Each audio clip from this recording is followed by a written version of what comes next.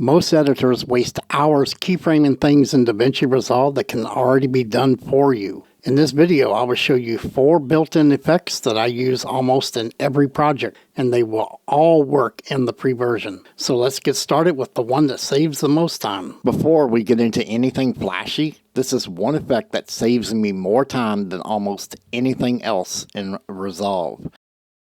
Let's say you have all these clips that were shot in the same aspect ratio, and as you can see, you have the black bars on the videos. So how are we going to change all of these? Well, we can change them one by one, but if you have a whole lot of them, that will take a lot of time. So what we're going to do to save us time is we're going to add an adjustment clip. We're going to go up to the Effects tab, and we're going to look for adjustment clip. We're going to bring that down to the timeline, and we're going to stretch it out the whole length of the timeline. Now what we're going to do is we're going to go over and we're going to actually adjust the picture so that it fills up the screen. So now when you play this back, it actually adjusts every picture below it. So what an adjustment clip does is it adjusts all of the clips below that timeline. But with this adjustment clip, you can adjust anything you want. So say you want to add a vignette to your timeline, you can add it to the adjustment clip and it will affect all the clips below it. You can use this for zooming in and out at certain points. You can just go in and just zoom in on this one and zoom out on the next clip. You can do anything on this adjustment clip, any effect that you want, just drag it on there. And the best part is that when you're finished adjusting your vignette on the adjustment clip or anything else you're doing, you can take and drag it into your power bins and you can rename it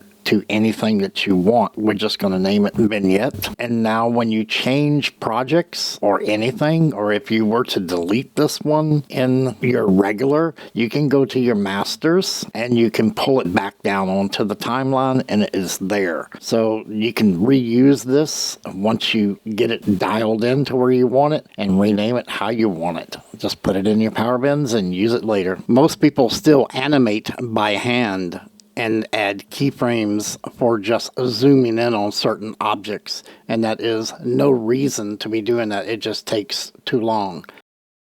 So with that said, what we're going to do is we're going to move the playhead to the beginning of the clip, and we're going to go in and on the inspector we're going to turn on a dynamic zoom. The zoom ease effect, we're going to have zoom in and out because we're going to be doing and using both. Right now we need to go in and turn this on, go down and turn on dynamic zoom. With that in, you can see that green is the start, red is the stop, so this would be a zoom out. What we want to do is zoom in, so we're going to go over to the inspector and hit swap. With that, we are now going to zoom down to where we want our image to stop zooming. Right now it's going to zoom from here to the center of this dot in the red square. We want to actually move over to an area that we want to zoom in, and this is where it's going to stop at the end of the clip. So now when you play this back, you will see that it actually zooms in on that area. It eases in and eases out, and it takes like half of the time that it would normally take. So that's just a quicker and simpler way than doing keyframes, and it works a lot quicker. The thing with this is when you're using dynamic zoom, it's going to take the whole clip to get to where it wants to go in our situation. So what we're going to do is we're going to go and we're zooming in on this particular item and see how it's taken the whole clip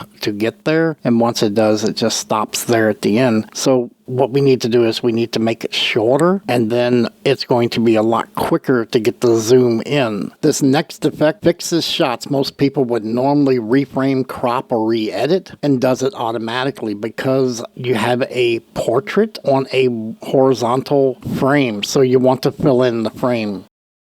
This is very easy to do. Instead of cropping and resizing and or changing the background, what you do is you go into the effects tab, you look for a blanking fill, and once you have that, you put it onto your timeline video or your still. And what that does is it gives you the background distortion, and it's stretched out for the whole video. So you can go into the effects and you can actually stretch it to the timeline, or you can do manual or wrap. We usually do stretch the timeline. You can blur the edges of the picture to blend it in. You can blur the background to make it look like the picture's there, or you can have it really massively blurred. It's totally up to you on that. Fade amount, the same thing. It just goes into a particular color that you choose with the fade color. So if you chose red, you would just basically get a red glow with the image in the background. So we just normally have that set to its normal self. You can have a drop shadow to distinguish the actual picture from the background to make it pop a little bit more. You can also change all the angles if necessary, or the drop